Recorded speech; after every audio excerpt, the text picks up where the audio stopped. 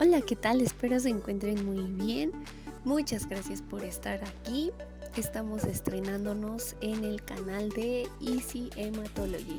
Recuerden que también nos encontramos en otras redes como Instagram, así como TikTok. En esta ocasión vamos a comenzar con la segunda serie, que es diagnóstico de anemias. El primer tema, clasificación de anemias. La anemia es un grave problema de salud pública. Afecta en gran parte a niños pequeños y mujeres embarazadas. Sin embargo, las demás poblaciones no están exentas de tener esta condición. Según datos de la OMS, el 42% de los niños, hablando mundialmente, menores de 5 años son anémicos y el 40% de las embarazadas que existen en el mundo sufren esta condición.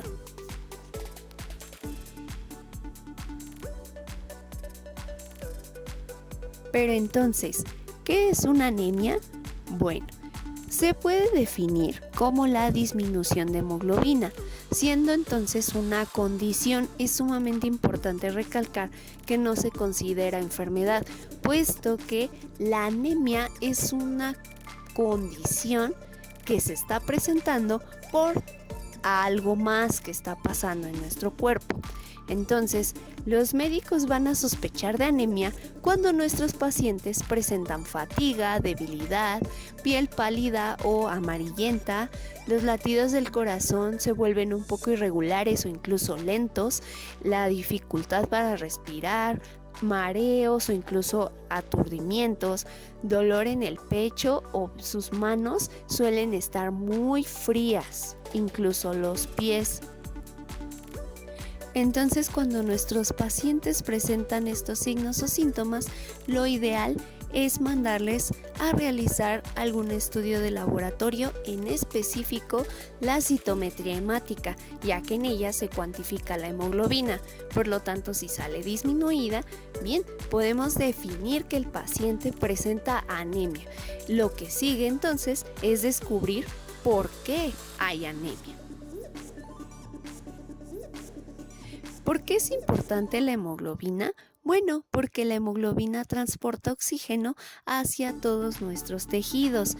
Por lo tanto, si la tenemos disminuida, nos vamos a sentir, como ya lo habíamos mencionado, fatigados, débiles, mareados y nos cuesta bastante respirar.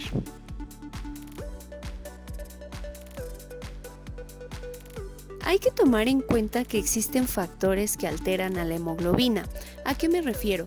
Que si nosotros tenemos un paciente con hemoglobina disminuida, no lo podemos declarar del todo con anemia. Hay que investigar más a fondo si no se encuentran estos factores. Las situaciones en las que se llega a alterar la hemoglobina puede ser edad, género, elevación del nivel del mar, tabaquismo y embarazo.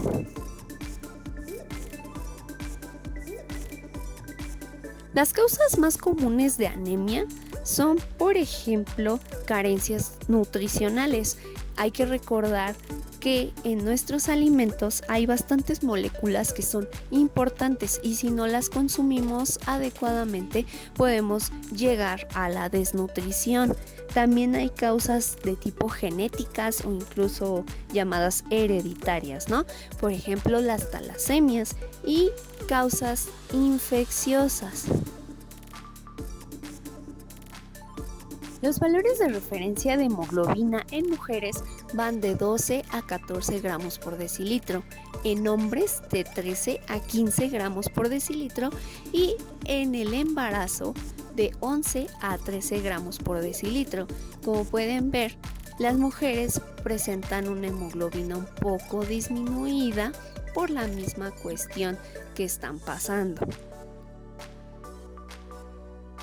Una vez que el médico ya entrevistó adecuadamente al paciente, descartó, por ejemplo, los factores que alteran a la hemoglobina, bien, pues va a revisar lo que es la cuantificación de hemoglobina y va a considerar que hay anemia si las mujeres presentan un valor menor a 12 gramos por decilitro o un hombre que presente menos de 13 gramos por decilitro o alguna mujer embarazada que esté en menos de 11 gramos por decilitro. Hay que tomar en cuenta dos situaciones que muchas veces no se nos menciona en los libros o incluso a nuestros profesores se les olvida. Hay pacientes que no entran en los valores de referencia y no quiere decir que estén enfermos, y esto se aplica a cualquier estudio clínico. Siempre va a haber una parte de la población que no entre. ¿Por qué? Porque simplemente recordemos que los valores de referencia son obtenidos por estadística. Entonces, siempre va a haber un porcentaje pequeñito que no coincida. Entonces, aquí radica la importancia de realizar una buena exploración a nuestro paciente. Hablo no solamente física, sino también preguntar todos sus síntomas y verificar correctamente sus signos para entonces poder correlacionar todos estos datos y dar un buen diagnóstico. También hay que descartar que la disminución de hemoglobina que nuestro paciente esté presentando no sea una disminución de tipo falsa. Claro que existe, esto se llama pseudoanemia dilucional y esto ocurre específicamente en aquellos pacientes que se enfrentan a diferentes altitudes. ¿Por qué? Bueno, porque existe una hemodilución. Pero entonces, ¿qué es una hemodilución? Es una dilución de la sangre circulante, en donde se ve un peso específico menor viscosidad, menor tasa proteica y un menor conteo en el número de eritrocitos. Vamos a entrar a las clasificaciones de las anemias. Actualmente hay muchas clasificaciones, pero esto va a depender mucho del estudio que esté haciendo el médico o en nuestro caso los químicos, ¿no? Yo no voy a entrar en detalle en todas las clasificaciones, voy a entrar específicamente en dos, que creo yo son las más importantes respecto a la utilidad que se les tiene. La primera es la etiopatogenia y la segunda por morfología.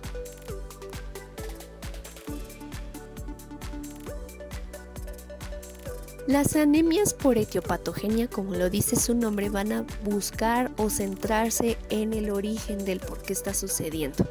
Están las anemias regenerativas o bien llamadas periféricas, que se dividen a su vez en dos ramas. La primera, anemias hemolíticas extracorpusculares, que quiere decir de manera general que son aquellas anemias que no están siendo ocasionadas meramente por el eritrocito, son causas externas que están destruyendo al mismo. Entonces hay agentes tóxicos o químicos, causas mecánicas, es decir, algo ahí está haciendo que se destruyan, algún agente infeccioso, por ejemplo Plasmodium, causas inmunológicas o incluso en casos de hiperesplenismo. Mientras las anemias hemolíticas corpusculares quiere decir que son todas aquellas anemias que sí, efectivamente están siendo ocasionadas porque pasó algo en el eritrocito. Pueden ser alteraciones en su membrana, algún déficit enzimático o incluso alteraciones en la hemoglobina. Por otro lado, las anemias arregenerativas son aquellas que se centran en la afectación directamente de la médula ósea. Se dividen a su vez en insuficiencias medulares que pueden ser de formas cuantitativas o cualitativas. Y por otro lado, los trastornos metabólicos, que pueden ser deficiencias de hierro, deficiencias de vitamina B12 o folatos o incluso algunas hormonas que no estén trabajando correctamente y estén ocasionando las anemias. En cambio, la clasificación por su morfología está basada en los índices eritrocitarios o de Winthrop. Maxwell Winthrop fue un hombre cuyos trabajos establecieron a la hematología como una especialidad, creando estos índices. ¿Por qué? Porque se dio cuenta de que los eritrocitos sufrían varios cambios dependiendo la condición de nuestro paciente. Entonces, contamos con 3 índices, que es volumen corpuscular medio, que nos indica el tamaño del eritrocito, la hemoglobina corpuscular media, que nos indica más o menos el color, o más bien cómo se distribuye la hemoglobina en los eritrocitos y nos dan una apariencia muy colorida o bien una apariencia pálida al momento de ver los eritrocitos al microscopio. Y la concentración de hemoglobina corpuscular media, que nos ayuda a confirmar los hallazgos de la hemoglobina corpuscular media.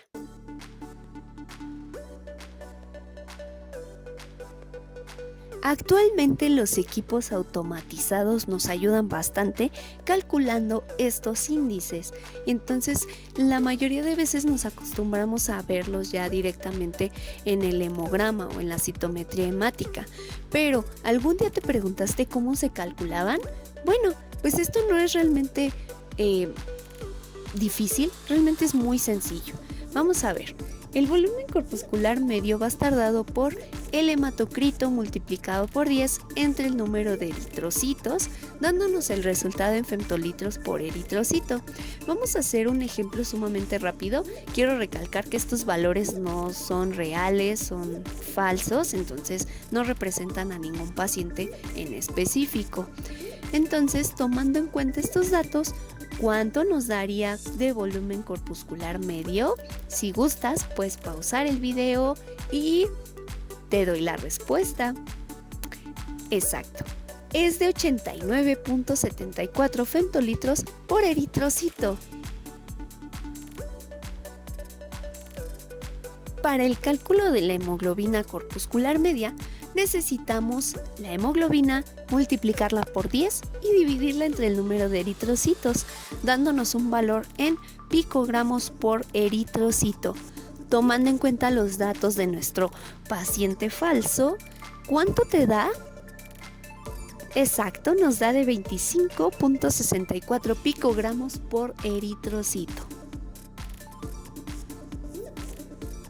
Por último, la concentración de hemoglobina corpuscular media va a estar dada por la hemoglobina multiplicada por 100 y dividida entre el hematocrito, dándonos un resultado en gramos por decilitro. Tomando en cuenta al paciente falso, ¿cuánto te da? Exacto, te da de 28.57 gramos por decilitro. ¿Te salieron los cálculos? Yo creo que sí, son realmente sencillos. Sin embargo, si no te queda del todo claro, los puedes volver a repetir para que te los aprendas y no dependas del todo del equipo automatizado. Los valores de referencia de los índices de Winthrop o índices eritrocitarios son volumen corpuscular medio de 80 a 100 femtolitros por eritrocito, hemoglobina corpuscular media de 27 a 31 picogramos por eritrocito y concentración de hemoglobina corpuscular media 31 a 36 gramos por decilitro. Importante mencionar que estos índices únicamente se utilizan cuando se confirma la presencia de anemia en nuestro paciente. Es decir, si nuestros pacientes no presentan anemia, o sea, la hemoglobina no está disminuida, estos valores no funcionan. Entonces, recuerden siempre, si el paciente sí tiene hemoglobina disminuida, descartamos todas las causas que podían ocasionar una hemoglobina disminuida de manera falsa. Bueno, pues ya podemos usar estos valores.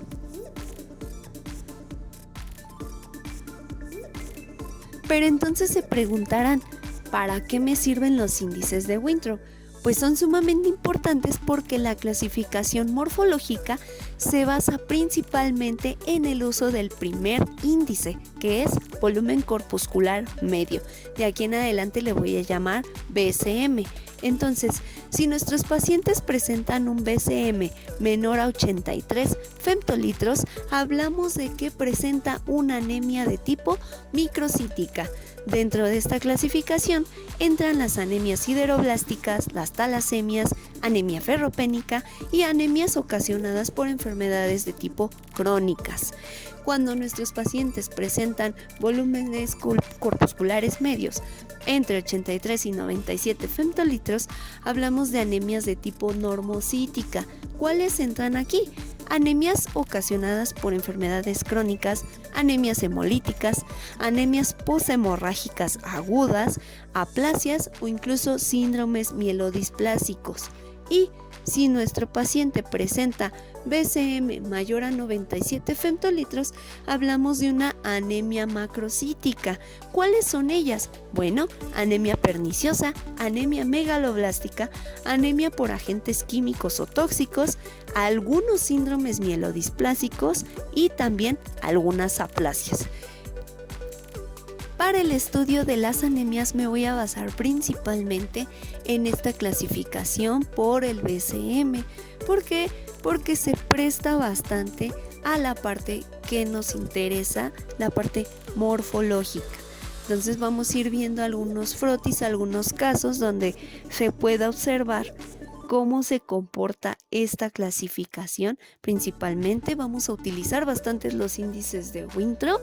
Entonces sí es importante que los repasen para que puedan comprender estas situaciones. Después de saber o bien clasificar a nuestra anemia, si es macrocítica, normocítica o microcítica, bueno, podemos hacer uso de algoritmos diagnósticos. Estos funcionan muy bien en muchos casos porque nos van ayudando a saber qué pruebas de laboratorio son las que siguen para determinar qué anemia específicamente es la que se observa. Entonces, muy probablemente durante esta serie vamos a estarlos utilizando. Les voy a ir presentando cuáles son, a mi parecer, los más funcionales o bien más sencillos para que entendamos completamente el diagnóstico de anemias específicas.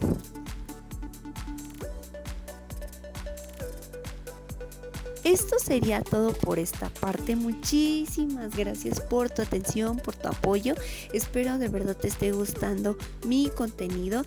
Ya sabes que en Instagram estamos también como Easy Hematology. En TikTok voy a empezar a subir una serie de videos enfocados en aquellos famosos que tristemente perdieron la vida por causas hematológicas. Me gusta aclarar que no es por morbo, es más bien una forma de dedicarles un homenaje a estas personitas que probablemente sufrieron bastante en estos últimos días de su vida. Espero te agrade y si tienes alguna duda, sugerencia, puedes mandarme un mensajito o dejarme aquí tu comentario. Muchísimas gracias por tu atención y deja tu like, suscríbete y activa la campanita para que te lleguen todos nuestros videos. Bye.